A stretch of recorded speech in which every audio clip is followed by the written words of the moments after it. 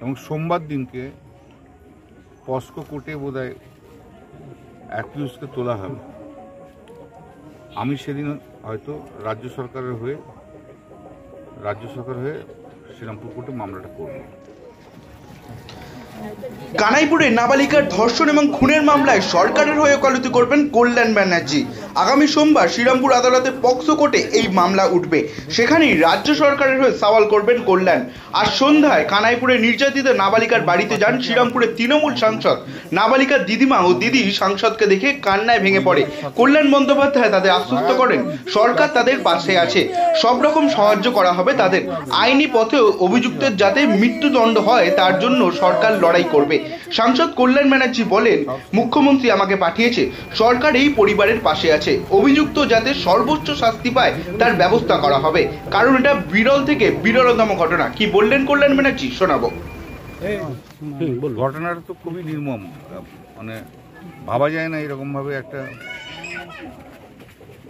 মুখবধির বাচ্চা মেয়েকে এভাবে রেপ করে খুন করবে, এ তো ভাবা যাচ্ছে না।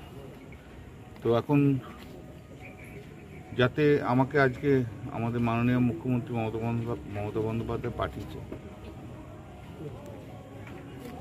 যাতে অপরাধী চরমতম শাস্তি, মানে যাকে বলে ডেথ পেনাল্টি হয়, তার জন্য সরকার থেকে সর্বরকম চেষ্টা করবে।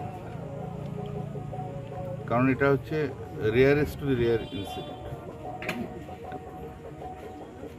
আর সমস্ত রকমের সাহায্য ফ্যামিলিকে, ভিকটিম ফ্যামিলিকে সরকার থেকে করা হবে।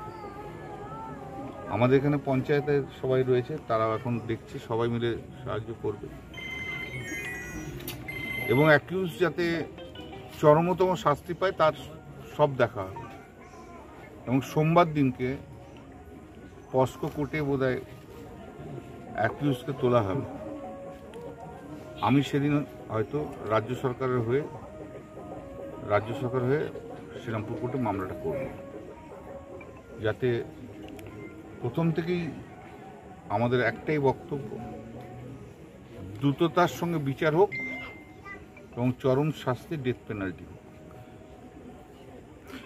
পরিবারের লোকেদের কি বলবেন? পরিবারের লোকেদের আমি কি বলবো, আমরা এইটুকুই বলতে পারি যে মাননীয় মুখ্যমন্ত্রী মমতা বন্দ্যোপাধ্যায় সরকার, এখানকার পঞ্চায়েত, আমরা সবাই রয়েছি ওনাদের পাশে। যত রকমভাবে যা ভাবে সাহায্য করা যায় সেভাবে সাহায্য। আপনি তো প্রথম থেকে পাশে আছেন, কিছু লোক রাজনীতি করার চেষ্টা করছেন, তাদেরকে কি বলবেন? কে করছে না করছে আমার জানার দরকার নেই। আমার কাজ আমাকে করতে হবে, যাতে দুটো কাজ, একটা কাজ হচ্ছে অ্যাকিউজ যাতে চরমতম শাস্তি পায় সেটা আমাকে দেখতে হবে, এবং দ্বিতীয়ত এই ফ্যামিলি পাশে আমাদের থেকে সমস্ত রকমের সাহায্য করতে হবে। বাবা তো অসুস্থ, ওর যে বড় বোনটা তো বলছে ক্লাস 8-এ পড়ে। হ্যাঁ, তো দেখি আমরা কি করতে পারি সেটা আমরা। আগামী দিনে কি বলবেন যাদের জন্য কোনো রকম যদি ক্রিমিনালদের সম্বন্ধে কি বলার আছে? এরা তো ক্রিমিনাল, দে আর পিওর ক্রিমিনাল। এরা সমাজে ভদ্রলোকের মতো থেকে ক্রাইম করে। এই ক্রাইম তো দিন দিন বাড়ছে। মানুষের মানসিকতার যতক্ষণ না পরিবর্তন হবে ততক্ষণ কিছু করা যাবে না।